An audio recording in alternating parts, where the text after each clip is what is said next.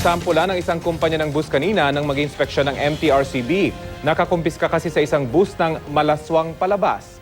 Mula sa Quezon City, may ulat on the spot si Maki Pulido. Maki. Alam mo, Rafi, nagpapaliwanag noon sa mga pasahero at pati na sa bus driver si MTRCB Chairman Toto Villarreal tungkol sa mga pulisiya ng MTRCB. Tapos, nung pindutin niya yung on button ng DVD player, ang bumulaga sa kanya ay yung malaswang palabas. Pornographic DVD daw ito. Nag-inspection kasi noon ng MTRCB sa mga bus sa Araneta Bus Terminal para tiyaking general patronage o kaya'y parental guidance lamang ang mga pelikulang pinapalabas habang bumabiyahe ang bus. Dahil nahuli, hindi na nakabiyahe yung bus ng R Volante Lines na patungo sa ng Sorsogon. Nanganganib ngayon yung prangkisa ng bus line dahil isa sa mga parusa ay cancellation ng franchise. Hindi naman ngayon malinaw kung makakapag-refund ang mga pasahero o kaya'y maisasakay sa ibang bus. Wala na kasing tao sa ticketing office ng Volante Lines. Nung puntahan namin, bukas yung ilaw pero nakakandado at walang namamahala. Sabi ng MTRCB, sa mga pasahero lalo na, pwede kayong magsumbong sa numerong 3767380 o 81 o mag-tweet sa @MTRCBGov.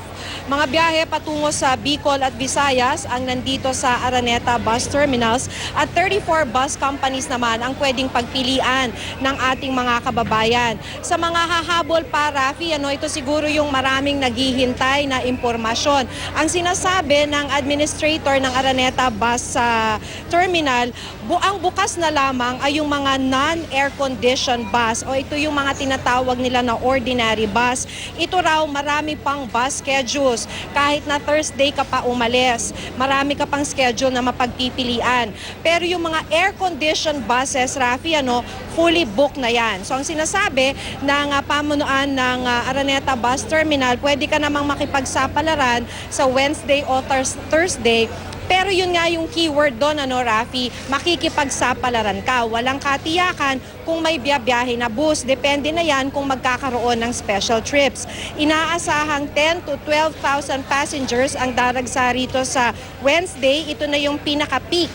Tapos kahapon umabot na siya ng 9,000 pasahero. Dahil naman taon-taon ay talaga namang dagsa mga pasaherong uuwi ng probinsya, nag-iikot na nga yung iba't ibang mga ahensya ng gobyerno maliban sa MTRCB. Halos sabay-sabay yan kaninang umaga, Rafi.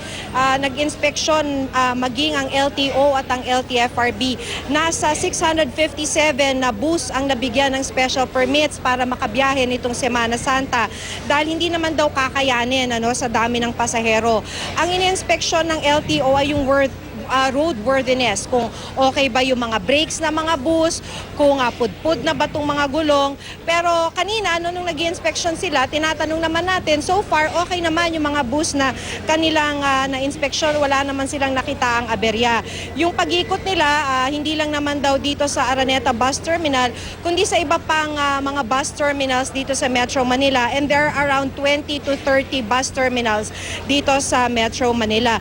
Yung mga driver, sinasabi kanina ng LTO ay random testing na lang daw ang kanilang gagawin kung kaya nilang bumiyahe. Rafi?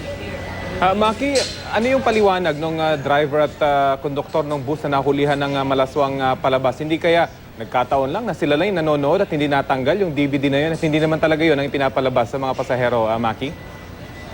Ayaw nga pala, Rafi, hindi ko nabanggit. Nung nakausap natin yung konduktor ng bus, pero hindi niya binigay yung kanyang pangalan. Ang sabi, may mga nanood daw gamit yung ang DVD player nung bus. Doon sila nanood sa bus habang nakapark ito sa garahe. At malamang daw ay nakalimutan lang tanggalin yung DVD. Kaya yun yung inabutan nung MTRCB nung nag-i-inspeksyon.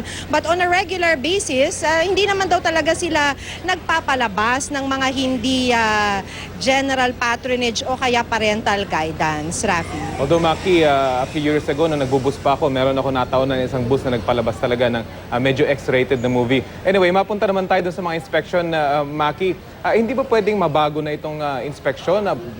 Pagkalabas, bago lumabas sa bus terminal, itong mga bus na ito, ay ma-inspection na para pag nakapila na doon sa, for example, dyan sa Araneta Terminal, maayos na talaga para hindi naman maabala yung mga pasaherong nakasakay na kapag nakitaan ito ng aberya, Maki. Oo, tama yan, Rafi. Pero mabilis din naman yung, sa nakita ko na pag-i-inspection nila. Mabilis din naman. So, it doesn't take more than 5 minutes yung pag-i-inspection nitong mga ahensya dun sa mga bus na paalis na.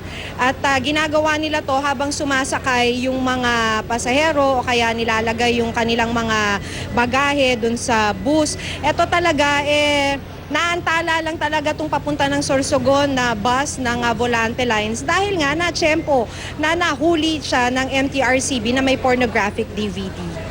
Okay, maraming salamat sa iyong update, Maki Pulido.